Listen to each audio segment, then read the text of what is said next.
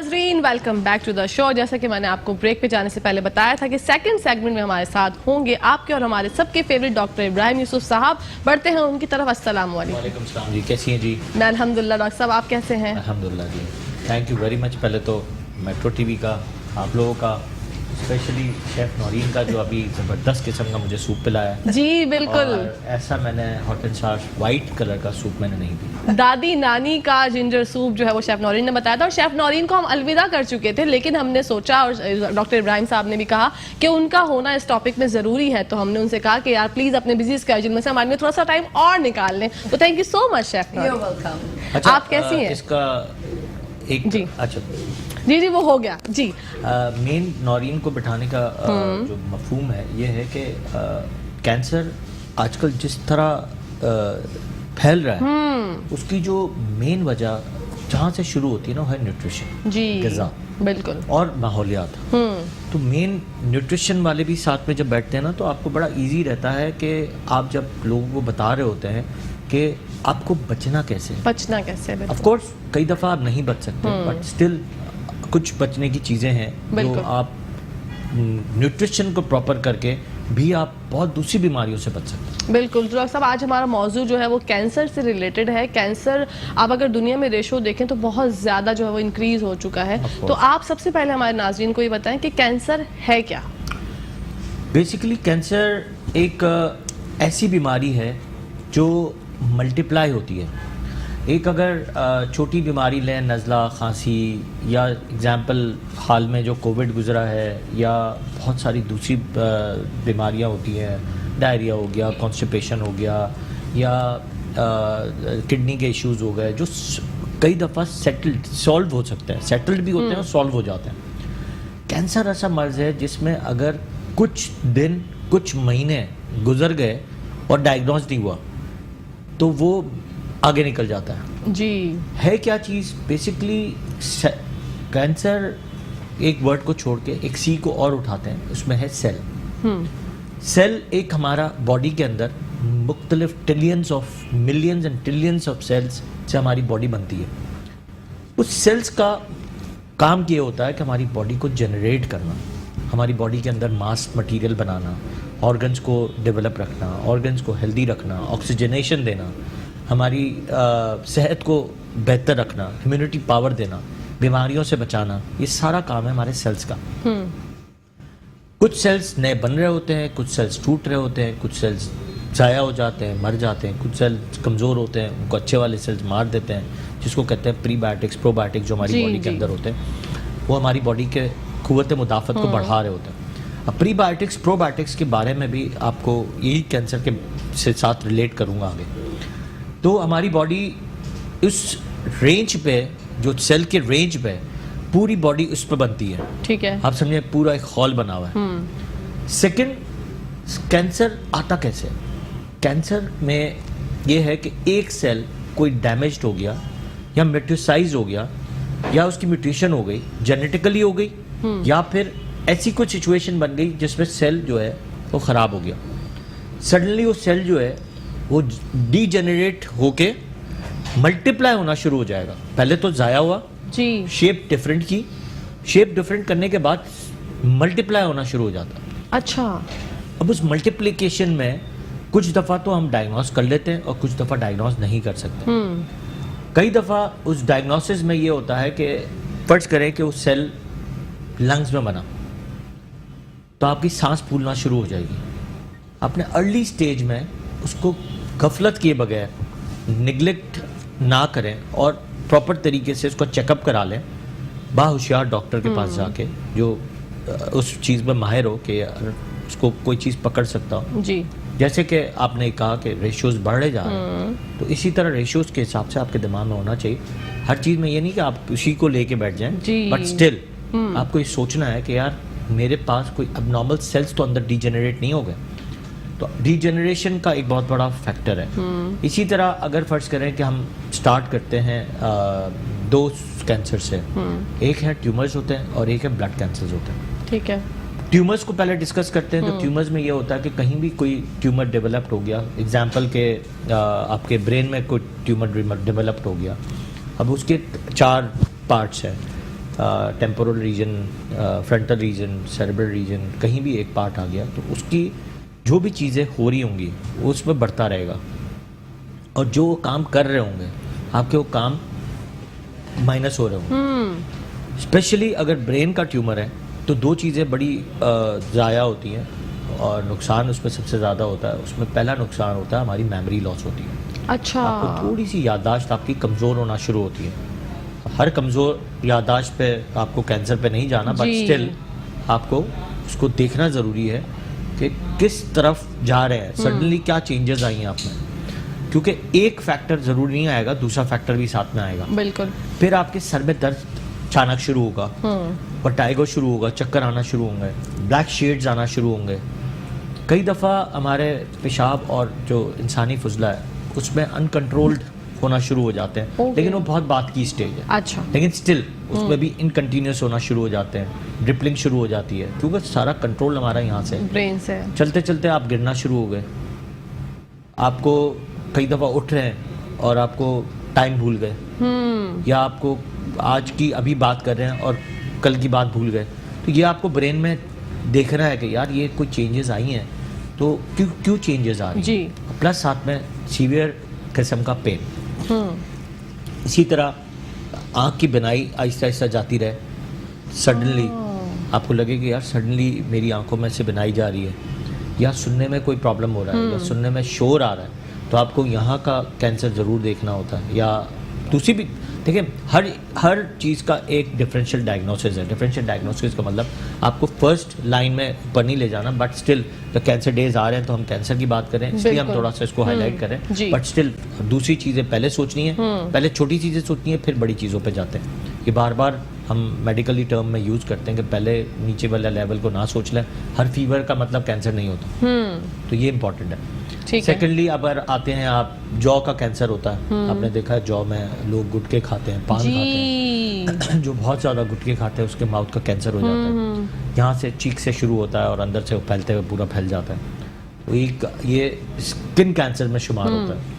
कई दफ़ा कुछ जल्द में आप बहुत सारे रेडिएशंस लेते हैं, कई दफ़ा ये बहुत सारे अब लेज़र्स आ गए हैं, बहुत सारे हमारे पास रेडिएशंस हैं, उसकी वजह से भी स्किन में जो कैंसर्स होते हैं वो भी बहुत ज़्यादा फैल रहे हैं। जी। और इसकी भी मेन वजह यही है सर, ये कि जो माउथ का आपने बताया ना कि मुंह का जो कैंसर हो जाता है, ये गुटके वगैरह और पान चालियाँ, इससे मैंने तो बहुत डेथ्स का रेशियो जो है वो बहुत बड़ा, लोगों ने नॉर्मल जो है जैसे समझा कि छाला हो गया, उसको जो है निगलेक्ट कर दिया, इग्नोर कर दिया, और नॉर्मल डॉक्टर को दिखाते रहे, और वो बढ़ते जब वो सिवियर हो गया, जब जाके उन्हें पता चला कि भाई ये हो गया, और फिर वो 4th स्टेज थी, जी बिल्कुल, तो फिर वो खत्म हो गई बिल्कुल। जिंदगी। आपको अगर छोटा छाला भी हो रहा है तो आप उसको इन्वेस्टिगेट कराएं। अगर वो ठीक नहीं हो रहा किसी भी ऑइंटमेंट से, आपको लगे कि ऑप्थोसल्सस कहते हैं उसको, अगर उस पर छोटा सा छाला था और वो ठीक नहीं हुआ और वो बढ़ रहा है, यानी वो ज़्यादा बढ़े जा रहा है, और एक ही परसिस्टेंट जगह पे, अगर 4, 5, 6 जगह पे, तो आप हो सकता है कि वायरस हो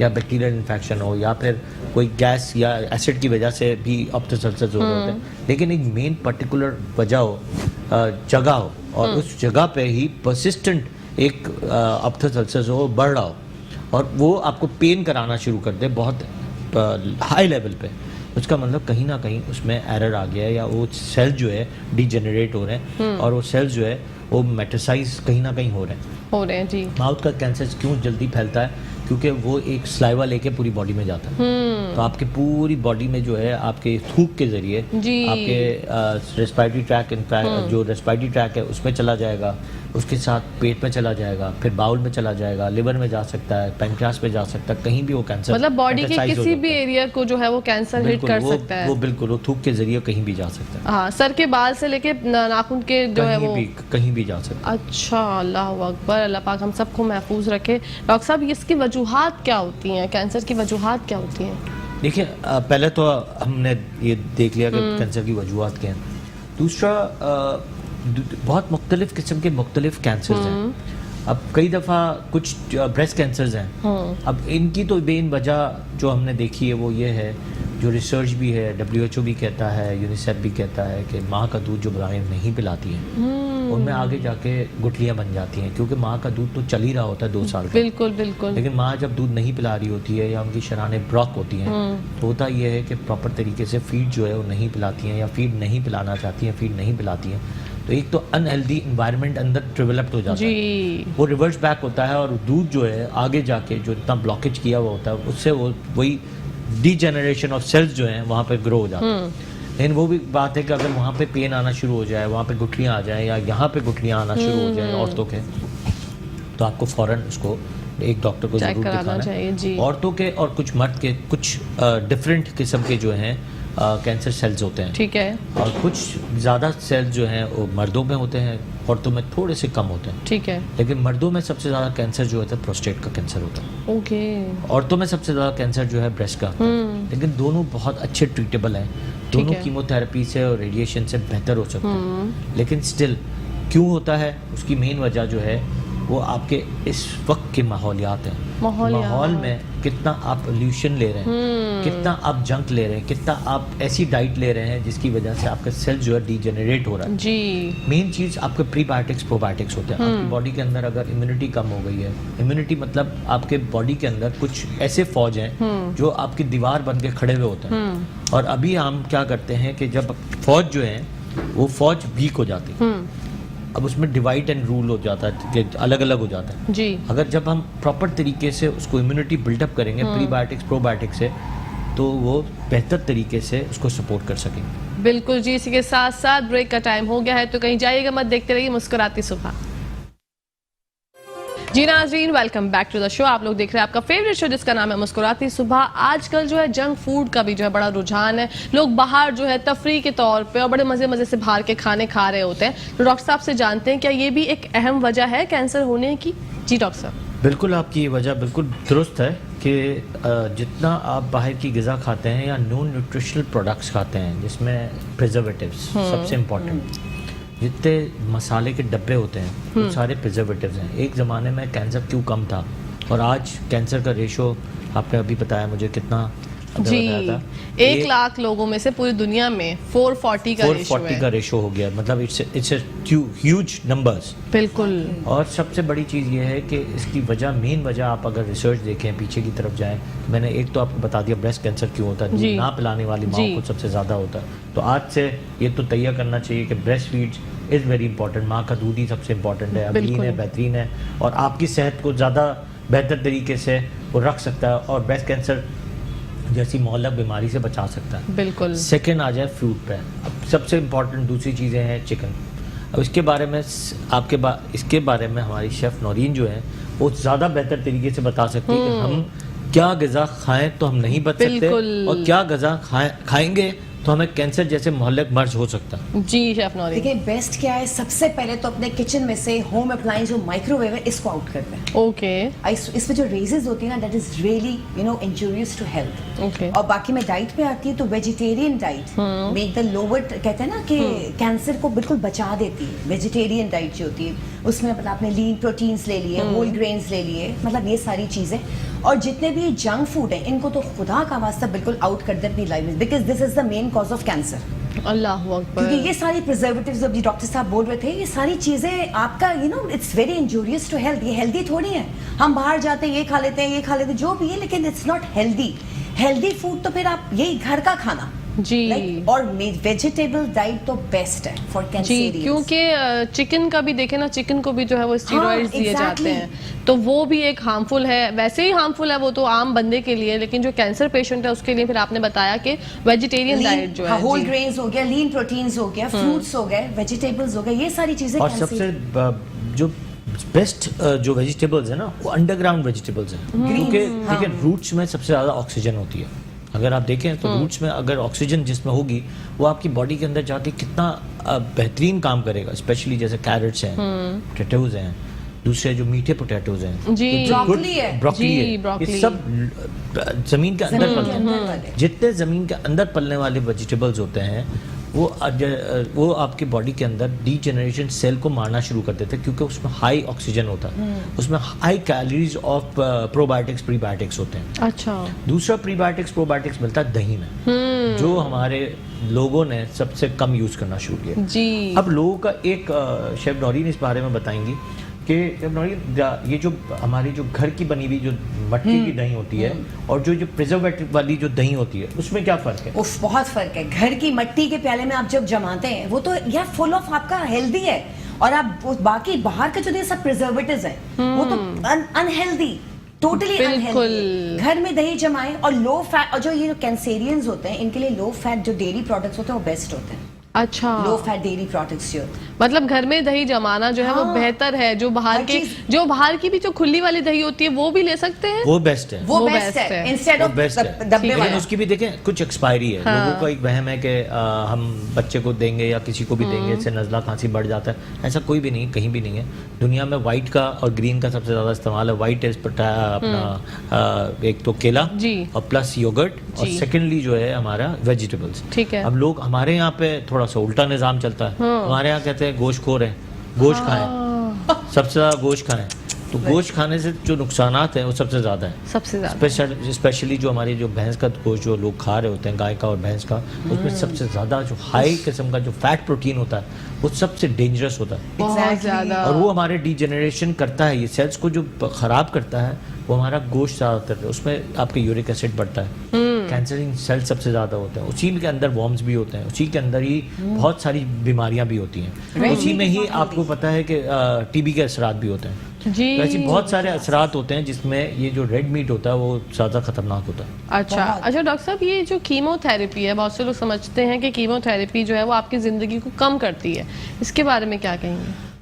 देखिए, इससे कीमोथेरेपी से पहले कुछ ऊपर जाते हैं कि कीमोथेरेपी कहाँ कहाँ काम करती है और ठीक है। रेडिएशंस कहाँ कहाँ काम करते हैं। इसकी सही है। दो वजह हैं, दो चीज़ें हैं, दो ट्रीटमेंट्स हैं कैंसर के। तो पहले तो हम देखते हैं कि कहाँ का कैंसर है। पहले तो ठीक है। वहाँ कीमोथेरेपी ज़्यादा काम करेगी या रेडिएशन काम करेगा? रेडिएशन ज़्यादातर काम करता है हमारे ट्यूमर सेल्स पे, ट्यूमर पे जो होता है, उसमें गामा नाइफ है, रेडिएशंस हैं, जो उसमें हम ट्यूमर के साइज को छोटा करते हैं। अब देखें, ये आपका नसीब है और आपके उस पर है कि आप कितना अर्ली इसको डायग्नोस करते हैं।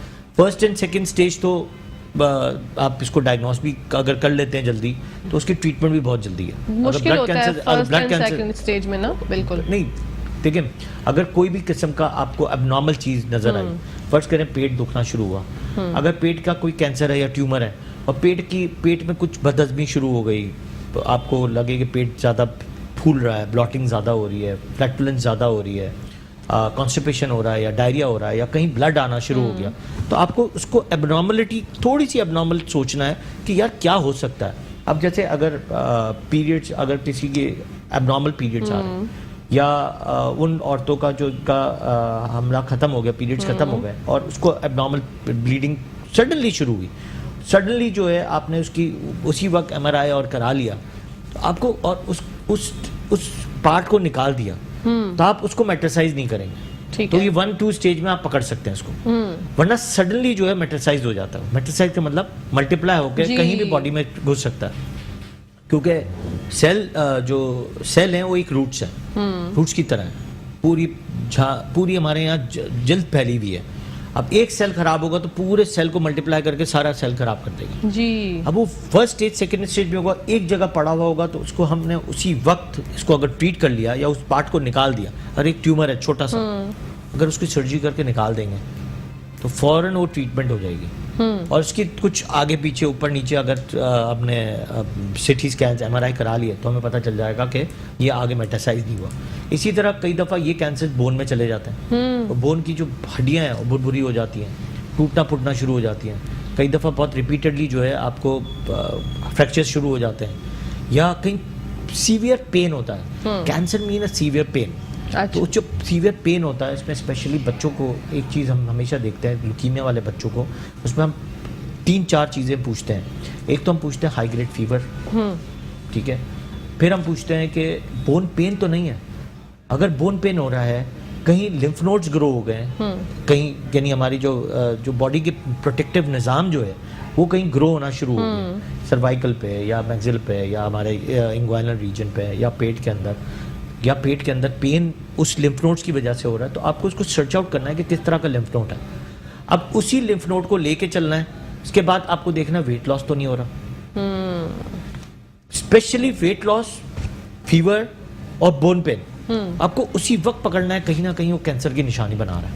अच्छा, तो आपको हिस्ट्री, वही डॉक्टर के पास टाइम होना चाहिए और हिस्ट्री लेने के काबिल होना चाहिए कि इतना परफेक्ट डॉक्टर होना चाहिए कि वो हिस्ट्री पकड़ ले। कई दफ़ा हमारी क्लिनिक में आ रहे होते हैं, हमारे पास सवालात होते हैं, हम उस सवालात पे ही जज कर रहे होते हैं कि कौन सी चीज़ हो रही है। फीवर है कितने महीनों से, वेट लॉस है कितने महीनों से, वेट लॉस की पूरी डिफरेंशियल डायग्नोसिस बनानी है, फीवर की वेट लॉस बनानी है। वहीं आ गया बोन पेन, आपको एक सवाल करना है बोन पेन है या नहीं है, कहीं और जगह पे पेन तो नहीं है। जब ये चीज़ें आना शुरू हुआ, आप उसी वक्त कुछ टेस्ट कराने होते हैं, वहीं आपको पता चलना शुरू हो जाता है कि कहाँ पे कौन सी चीज़ हो सकती है। लेकिन ये सब अर्ली स्टेज की कहानी है और बेस्ट डॉक्टर की कहानी है जी। बेस्ट डॉक्टर्स अर्ली स्टेज, आपकी ट्रीटमेंट वहीं अगर रेफर करेगा शुरू हो जाएगी, चीज़ें बेहतर होना शुरू हो जाएंगी। स्पेशली बच्चों के लिए ल्यूकीमियाज जो हैं वो बहुत फ़ायदेमंद ये होते हैं कि बच्चा अगर 10 साल से छोटा है और किसी कोई डायग्नोसिस हुई है तो उसको बचाना बहुत आसान है। तो ये बहुत सारी चीज़ें हैं। सेकेंडली कीमोथेरेपीज और रेडिएशन। कीमोथेरेपी में आपके कुछ ड्रिप्स होती हैं, कुछ दवायाँ होती हैं जो आप दवायाँ दे के उसको रिड्यूस कर रहे होते हैं, चीज़ों को बेहतर कर रहे होते हैं। रेडिएशन में हम रेडिएट कर रहे होते हैं रेस से, कि उस रेस से हम उस चीज़ को या तो तोड़ रहे होते हैं या उस चीज़ को छोटा कर रहे होते हैं। जैसे मुख्तलिफ किस्म के दूसरे ट्यूमर्स हैं, जैसे सर का ट्यूमर है वो बहुत हार्ड होता है जी, या कुछ ट्यूमर्स ऐसे होते हैं जो बहुत हार्ड होते हैं। हॉजकिंस और नॉन हॉजकिंस लिम्फोमास जो होते हैं वो बहुत हार्ड और सॉफ्ट की कहानी होती है। तो आपको ये देखना होता है किस तरह का रेडिएशन लगाना है, उसको तोड़ना है या छोटा करना है। अच्छा, ये बहुत इंपॉर्टेंट है। इसी तरह इम्पॉर्टेंट ये है कि आपको ये पता होना चाहिए कि किस डॉक्टर के पास आपको उसी वक्त जाना है। अगर आपका फिजिशियन बहुत अच्छा है, इसके बाद आपका स्पेशलिस्ट बहुत अच्छा है, इसके बाद आपको देखना है कि आपका जो फिजिशियन के साथ जो कंसल्टेंट ऑफ कैंसर ऑन्कोलॉजिस्ट है वो कितना अच्छा है और कितनी जल्दी आपका जो चीज़ पकड़ के आपको ट्रीट कर सकता है या नहीं कर सकता। बिल्कुल जी। इसी के साथ साथ ब्रेक का टाइम हो गया है, तो कहीं जाइएगा मत, देखते रहिए मुस्कुराती सुबह हमारे साथ। जी नाज़रीन, welcome back to the show. आप लोग देख रहे हैं आपका फेवरेट शो जिसका नाम है मुस्कुराती सुबह। बढ़ते हैं डॉक्टर साहब की तरफ। डॉक्टर साहब, आपसे जानना चाहूँगी, कीमोथेरेपी जब हो रही होती है या रेडिएशन थेरेपी जब हो रही होती है तो वो जो होते हैं कैंसर पेशेंट्स बहुत ज़्यादा तकलीफ का शिकार होते हैं, कुछ खाया पिया नहीं जाता, वॉमिटिंग बहुत ज़्यादा हो रही होती है, तो उनकी जो खुराक है वो उस वक्त किस ग़िज़ा का इस्तेमाल कर सकते हैं? देखिए, उसका ग़िज़ा के बारे में तो शेफ नौरीन जो है उसके बारे में बहुत चीज़ प्रोफेशनल माशाल्लाह है, तो वो आपको बहुत बेहतर तरीके से बता सकती है। बिल्कुल जी शेफ नौरीन, तो ये सवाल आपके ऊपर जाता है। तो जी, ये जो कैंसर जो कीमोथेरेपी जिनकी हो रही है, ओट मील, ठीक है, न्यूमरस न्यूट्रिएंट्स होते हैं ना फॉर कीमो जो जिनकी भी कीमोथेरेपीज हो रही होती है उनके लिए एवोकाडो भी बहुत अच्छा होता है, ठीक है, नट्स और आपका ब्रोकली और आपका ब्रॉथ जो चिकन का ब्रॉथ होता है, मतलब ये इसी तरह के हल्का फुल्का खा सकते हैं ना। वो जो पाइन नट्स होते हैं हल्के, मतलब नट्स इनको चाहिए होते हैं, ठीक है, इस तरह की चीजें इनकी यही ग़िज़ा होती है और इनको हम क्या देंगे? अच्छा, तो इनसे हाँ लाइट जो है वो लाइट इस्तेमाल। नौरीन, मैंने कई दफ़ा कुछ पेशेंट्स का ऐसा देखा है जो इनकी ट्यूब ब्लॉक हो जाती है, जैसे इसोफेगस पे अगर ट्यूमर आ गया है और वो ट्यूमर या तो इसोफेगस में या फिर हमारे ट्रैकिया रीजन में है, जहाँ से इसोफेगस को दबा रहा होता है या इसोफेगस को दबा रहा होता है, जहाँ से हमारी खाने की नाली जा रही होती है, उसमें से जब अगर वो ग़िज़ा नहीं जाए तो फिर हम क्या करें? यानी हम किस तरह का फूड इस्तेमाल कर सकते हैं? लिक्विड्स ही जाएगा, लिक्विड्स, ऑल लिक्विड्स में इंपॉर्टेंट ये होता है कि आपको कितना न्यूट्रिशन इसमें ऐड करना है, कितनी कैलोरीज ऐड करनी है, कि आपका जो पेशेंट है वो उस तरह का न्यूट्रिशन मैल न्यूट्रिएंट ना हो जाए, यानी उसकी न्यूट्रिशन कम ना हो जाए, साथ में उसके सारे न्यूट्रिशन ऐड करने हैं आपको बिल्कुल उसी प्रोसेस में। जी, तो अच्छा, जो मतलब ग्राइंड करके जो है ब्लेंड करके भी जो सब्जियां उसको स्मूदीज भी दे सकते हैं, स्मूदीज बहुत अच्छी होती है, स्मूदीज होती हैं, यस। तो उसके लिए आप मतलब कहते हैं ना कि अगर उनकी जो आपने बताया कि नाली है जो ब्लॉक हो जाती है तो वो तो टेस्ट वगैरह तो कुछ रहता नहीं है, बस सिर्फ उनको हेल्दी जो है आपको हेल्दी डाइट देनी है, हेल्दी न्यूट्रिशन देना है, ठीक है। चीज़ें कई दफ़ा तो सेटल भी हो जाती हैं, लेकिन ऐसी सिचुएशन में मैंने नहीं देखा कि वो रिवर्स बैक होती हैं। अच्छा। तो वो बिल्कुल ही आपके हाई इंटेंसिटी ऑफ ट्यूमर्स होते हैं, जो हार्ड ट्यूमर्स होते हैं, तो कई दफ़ा रेडिएशन से भी ठीक नहीं हो रहे होते हैं। अच्छा। उसमें तो कई दफ़ा दूसरे ऑल्टरनेटिव रास्ते होते हैं कि जब तक इंसान जिंदा है, जब तक आप इसके जो है पेट के अंदर नाली डाल के उसके अंदर ग़िज़ा डालें, तो वो एक अलग प्रोसेस है, बहुत जी, लंबा जी, चौड़ा जी, प्रोसेस जी। है। और यही चीज़ें जो हैं आपकी बॉडी के पूरी निज़ाम को जो है ना ख़राब कर रही होती है, पूरी बॉडी में चली जाती हैं।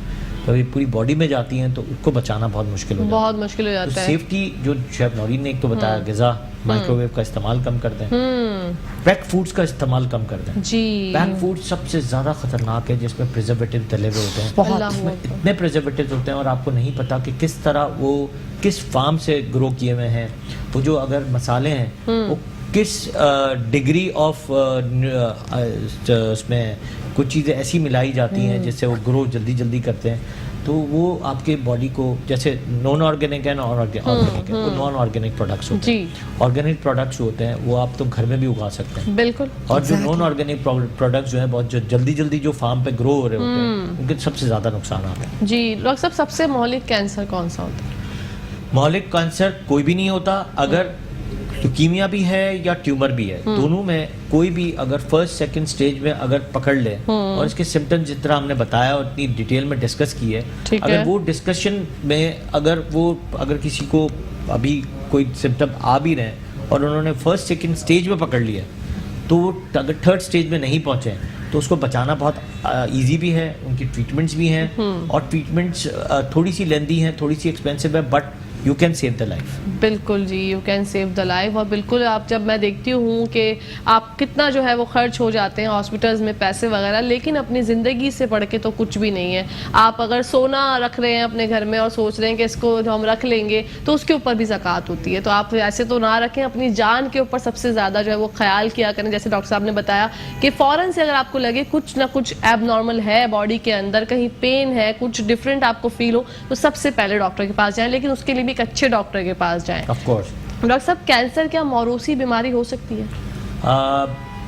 इंडीड इसमें कुछ अभी भी अननोन रीजंस हैं कि जेनेटिकली ये म्यूटेट करती है नहीं करती है। ठीक है। जैसे थायराइड है, डायबिटीज़ है, कोलेस्ट्रॉल है, हार्ट डिजीजेज हैं। कुछ दफ़ा ऐसी चीज़ों के साथ साथ कैंसर जैसी चीज़ें भी जो है म्यूटेट करती हैं। ठीक है। But still it's an unknown reason के कहाँ करती हैं। किसी को अगर माँ को अगर ब्रेस्ट कैंसर था तो बेटे को अगर है तो हो सकता है पेट का कैंसर हो जाए, प्रोस्टेट का हो जाए, लिवर का हो जाए, किडनी का हो जाए, बेटी को कहीं और का हो जाए। तो एक डिफरेंट इश्यूज हैं। इस पर अभी भी वो है कि अननोन रीज़न पे जेनेटिकली म्यूटेशंस होती हैं। अच्छा, कैंसर किसी भी उम्र में हो सकता है? कैंसर किसी भी उम्र में हो सकता है। 6 महीने के बच्चे से लेके 90 साल के आदमी तक जब तक है, किसी वक्त किसी को भी किसी वक्त भी कैंसर हो सकता है। डिफरेंट किस्म के डिफरेंट जगहों के कैंसर्स डिफरेंट लोगों को अपीयरेंस पे होते हैं। डिफरेंट मुल्क के डिफरेंट कैंसर्स भी। ठीक है। अच्छा, कैंसर की कितनी स्टेजेस होती हैं डॉक्टर साहब? कैंसर की 4 स्टेजेस है, जैसे हमने डिस्कस किया, 1, 2, फिर 3 और 4। अच्छा। 1 और 2 तो बहुत बेहतरीन रिजल्ट्स हैं, उसके जी। हम बचा भी सकते हैं और उसकी ट्रीटमेंट्स भी हैं। 3 और 4 के एज सच कोई बहुत अच्छी ट्रीटमेंट्स नहीं है कि हम इसको बचा सकें, क्योंकि 3-4 में सारी चीज़ मेटासाइज हो जाती है। मेटासाइज का मतलब पूरी बॉडी के अंदर फैल जाती है। अच्छा। हमारी खून के जरिए या हमारी वेन्स के जरिए। ठीक है। अच्छा डॉक्टर साहब, अगर किसी को डायग्नोज हो गया, अल्लाह ना करे कि उसको कैंसर है, तो सबसे पहला उसका स्टेप क्या होना चाहिए? स्टार्टिंग ऑफ ट्रीटमेंट क्या होनी चाहिए? डिपेंड करता है क्या क्वेश्चन कि इसके स्टेजेस कौन से स्टेज ठीक है। में पकड़ा गया। पहले तो उसको एमआरआई कराना है। अगर ब्लड का है तो ब्लड सेल्स देख रहे हैं। बोन मैरो का टेस्ट करना है, उसमें ठीक बोन है। मैरो का टेस्ट होता है, उसमें ये एमआरआई होता है। दोनों के डिफरेंशिएट देख रहे हैं कि कौन से स्टेज पे जा रहा है ये। अगर ब्लास्ट सेल्स आ रहे हैं, कौन से स्टेज पे आ गए हैं, इस पे आपके सीबीसी में देखना है कि आपके जो WBCs है वो 50,000 से ऊपर चले गए या 600 से नीचे चले गए। प्लेटलेट जो है वो नीचे चले गए, हीमोग्लोबिन भी नीचे चला गया। जी। अच्छा। फिर इंटेंसिटी आपकी देखना है कि आपका वेट लॉस तो नहीं हुआ। अब उसमें आपके स्टेजेस देख रहे हैं। छोटे बच्चों में मैंने ज़्यादा देखा है कि 1 साल से छोटे बच्चे जो होते हैं अगर कैंसर के साथ होते हैं तो हमने देखा है कि उनको बचाना बहुत आसान होता है। आसान होता उनकी है। ट्रीटमेंट्स बहुत अच्छी हैं, कीमोथेरेपीज़ हैं और आप बचा सकते हो। अच्छा। कुछ बच्चे जो 1 साल से ऊपर हैं उनको थोड़ा सा मुश्किल है। अगर बहुत अर्ली स्टेज में पकड़ लिया तो आप उसको बहुत इजीली ट्रीट कर सकते हैं। ट्रीट कर सकते लेकिन हैं। थोड़ा सा डिले कर दिया तो आप इसको पकड़ इजीली आप इसको ट्रीट नहीं कर सकते। अच्छा डॉक्टर साहब, जो कैंसर पेशेंट्स होते हैं वो ट्रीटमेंट करा ली, ठीक हो गए, तो क्या ये लौट के दोबारा आता है वापस? रिपीटेडली बिल्कुल होता है, रिलैप्स होता है कुछ सालों बाद। इसलिए आपको मैंने जब हमने न्यूट्रिशन की बात की तो जेनेटिकली न्यूट्रिशन एक अलग चीज़ है और न्यूट्रिशन एक अलग चीज़ है। ठीक है। जब आप न्यूट्रिशन के पर जाते हैं, अच्छी न्यूट्रिशन लेंगे, अच्छी ग़िज़ा लेंगे, स्ट्रेस फ्री लाइफ रहेंगे, वेजिटेबल्स का जोर ज़्यादा रखेंगे, एक्सरसाइजेज रखेंगे, ऑक्सीजनेशन लेंगे, और खुद ब खुद चीज़ें जो है ना आपकी बेहतर होंगी आपकी ज़िंदगी की। तो आपके कैंसर सेल्स उससे बचेंगे। कैंसर सेल नहीं, सिर्फ मैं तो कहता हूँ कि आपकी बॉडी के अंदर दूसरे डिजीजेज भी आपकी ग़िज़ा से ही सारे मुंसलिक हैं। जी इसी के साथ साथ एक कॉलर है हमारे पास। अस्सलाम वालेकुम। हेलो, अस्सलाम वालेकुम। जी वालेकुम अस्सलाम। भाई कौन बात कर रहे हैं, मसला बताइएगा। मैं साबिर डार बात कर रहा हूँ। मेरे नवासा 7 साल का है, उसको कैंसर डायग्नोस हुआ है। आगाखान से उसका इलाज हो रहा है। अब डॉक्टरों ने मुझे कहा है इसका बोन मैरो करवाना पड़ेगा। जी बोन अच्छा। मैरो ट्रांसप्लांट कराना पड़ेगा। भाई आपसे उन्होंने कहा, डॉक्टर्स ने बोन मैरो ट्रांसप्लांट कराना पड़ेगा? जी हाँ, उन्होंने कहा है कि इसका बोन मैरो कराना जरूरी है। तमाम इलाज करके देख लिया है। अच्छा तो चले हम डॉक्टर साहब से पूछते हैं। आप हमारा शो देखिए। Thank you so much for calling. जी डॉक्टर साहब। बहुत अच्छी थेरेपी है। बोन मैरो ट्रांसप्लांट कराने से कोई नुकसान नहीं है। बोन अच्छा। मैरो कोई ऑर्गन ट्रांसप्लांट नहीं होता। एक जगह का बोन मैरो लेना है और दूसरी जगह जो है उसको शिफ्ट कर देना है, दूसरे इंसान में हम डाल देते हैं बोन मैरो। जो हेल्दी बोन मैरो होता है वो हम जो दूसरे वाले जो ख़राब वाला बोन मैरो होता है उसमें डाल देते हैं। अच्छा it's a very easy process और उस पर ड्रिप की तरह ही जा रहा होता है, तो उसको करवाने में कोई हर्ज नहीं होना चाहिए। अच्छा मतलब आप कहेंगे भाई को, साबिर भाई को, कि वो अपने नवासे का जो है वो करा लें बोन मैरो बिल्कुल करा लें। बगैर डरे, क्योंकि मुझे लग रहा था उनकी बात से कि वो डरे हुए हैं। बिल्कुल करा लें। और अगर कुछ दफ़ा लोगों को बहुत एक्सपेंसिव पड़ रहा होता है आगा खान, तो सबसे बेहतरीन जो है NICH है, National Institute of Child Health. उसमें पूरा ऑन्कोलॉजी डिपार्टमेंट है, फ्री ऑफ कॉस्ट है, नो चार्जेस। इंडस हॉस्पिटल में free of charges, no charges. यानी आप अगर यहाँ पे नहीं तो वहाँ पे आप जाके ये चीज़ें करवा सकते हैं। और कैंसर वाले डॉक्टरों को सबसे ज़्यादा मैंने देखा है कि वो बहुत रहमदिल होते हैं। अच्छा और मैंने देखा है कि ऐसी इंस्टीट्यूट में काम भी अच्छा हो रहा होता है और पेशेंट से सर्वाइव भी कर जाता है। बिल्कुल। तो साबिर भाई अगर आप हमारा शो अभी तक देख रहे हैं, उम्मीद है देख ही रहे होंगे, तो आप प्लीज़ अपने नवासे का जो बोन मैरो ट्रांसप्लांट करा दें। इसमें डरे ना घबराएं, अल्लाह का नाम लें और स्टार्ट करें। जी अस्सलाम वालेकुम। एक और कॉलर है हमारे पास। हेलो जी, अस्सलाम वालेकुम। वालेकुम। जी मैं भाई आपसे ये पूछना चाह रहा था कि मुझे कैंसर हो गया था बड़े हाथ का। अच्छा तो कॉलन जो जिसको कहते हैं, जी। ऑपरेशन हो गया था। बाद में वो मैं रिकवरी हो गई। ऑपरेशन डॉक्टर नाम पॉल ने किया था आगा खान में। तो मैं अभी रिकवरी हो गई, मुझे 6 महीने हो गया। मैंने सब क्लियर कर दिया था। 6 महीने से मैंने कोई टेस्ट नहीं करवाया। तो क्या टेस्ट कराना जरूरी है अभी? ठीक है भाई, अब आप हमारा शो देखें, डॉक्टर साहब बताते हैं। जी डॉक्टर साहब ये कह रहे हैं कि मुझे बड़ी आंत का कैंसर हुआ था और मैं ठीक हो गया हूँ आगा खान से। अब मुझे 6 महीने हो चुके हैं ठीक हुए, तो मुझे कराने चाहिए टेस्ट? बिल्कुल कराने चाहिए। इसमें इम्पॉर्टेंट है कि अल्ट्रासाउंड, बहुत डॉपलर अल्ट्रासाउंड 3D वाले जो है बहुत रिपीटेडली कराना चाहिए। और प्लस साथ में आपको सिम्टम्स देखने चाहिए। अगर आपको जैसे बड़ी आंत का कैंसर हुआ होगा तो या तो डायरिया या कॉन्स्टिपेशन हुआ होगा या ब्लड आना शुरू हुआ होगा। ऐसी कोई भी सिचुएशन हो, आपका वेट लॉस हो रहा है या बहुत ज़्यादा वेट जो है आपका गिरना शुरू हो जाए सडनली, या आप थके थके रह रहे हैं, स्ट्रेसफुल रह रहे हैं, कोई चीज़ हजम नहीं हो रही है, वॉमिटिंग बार बार फील हो रही है, तो इसका मतलब ये कहीं ना कहीं वो रिलैप्स हो रहा है। अच्छा तो उसको रिलैप्सेशंस को देखने के लिए आपको बहुत फ्रीक्वेंट जो है वो आपको अल्ट्रासाउंड 3D जो है 3D अल्ट्रासाउंड्स कराने बहुत ज़रूरी है। अच्छा 2-3 साल बाद आप भले MRI करा लें, लेकिन अल्ट्रासाउंड जो है बहुत फ्रीक्वेंट करवाएं। बिल्कुल, अभी के लिए उनको 3D अल्ट्रासाउंड्स कराने चाहिए। जी बिल्कुल। अच्छा डॉक्टर साहब, इसके साथ साथ अभी हमने कैंसर पे बात की और दीगर बीमारियां भी आजकल तो बहुत ज़्यादा माहौलियात की वजह से हो रही हैं, तो हमें एक ऐसा डाइट प्लान और ऐसा जो एक्सरसाइज वगैरह अपनी डेली रूटीन में शामिल करें जो हम दूसरी जो दीगर और मौरूसी बीमारियां, अजीब व गरीब बीमारियां सुनते हैं, उनसे बच सकें। तो ऐसा कोई डाइट प्लान और एक्सरसाइज वगैरह बताएं। देखिए इतनी इम्पोर्टेंट, अच्छा शेफ नौरीन ने सारी चीज़ें इतनी खूबसूरती से बताई कि खाने में क्या लेना चाहिए। ग्रीन्स, अगर आप ग्रीन्स पे जाते हैं जो हम नहीं जाना चाहते, बिल्कुल बिल्कुल ही कतई नहीं जाना चाहते, तो अगर हम ग्रीन्स पे चले जाएं, प्रिजर्वेटिव्स यूज ना करें, फ्रेश वेजिटेबल, फ्रेश मसाले लेके फ्रेश मसालों को इस्तेमाल करें जिसमें प्रिजर्वेटिव्स ना हो, लेकिन जिस पे शेल्फ लाइफ होगी वो आपको नुकसान पहुंचाएगा, जो फ्रेश होगा वो नुकसान नहीं पहुंचाएगा। बिल्कुल। तो फ्रेश वेजिटेबल्स लें, फ्रेश मसाले लें, फ्रेश गोश्त लें, अगर गोश्त खाने का शौक भी है तो फ्रेश उठाएं, बकरा लें, बकरा कटवा लें खुद से। अब वो कहाँ से आ रहा है, कैसा आ रहा है, किस तरह का आ रहा है, वो हमें नहीं पता होगा। फिर रेगुलरली एक्सरसाइज, वॉक, जिम करें, वर्कआउट करें, Exactly. स्ट्रेचिंग करें, और ऐसी चीजों करने से आपकी हेल्दी लाइफस्टाइल गुजारना बहुत जरूरी है। प्लस साथ में स्ट्रेसफुल कम रहें, पानी का इस्तेमाल सबसे ज्यादा करें, स्पेशली नीम गर्म पानी का इस्तेमाल ज्यादा करें, बिल्कुल। ठंडा पानी नहीं। थर्ड जो है, अच्छी ग़िज़ा के लिए, अच्छी सेहत के लिए अच्छी नींद लेना बहुत जरूरी है। बहुत जरूरी है। Thank you so much doctor साहब, आपका और शेफ नौरीन आपका भी थैंक यू। इसी के साथ साथ जनाब शो का टाइम खत्म हो गया। इंशाल्लाह कल आपसे मुलाकात होगी। जब तक के लिए अपनी दोस्त, अपनी होस्ट, अपनी प्यारी सी सहेली कहकशा फैसल को इजाजत दीजिए। पाकिस्तान जिंदाबाद, पाकिस्तान पाइंदाबाद। फी अमान अल्लाह, अल्लाह हाफ़िज़।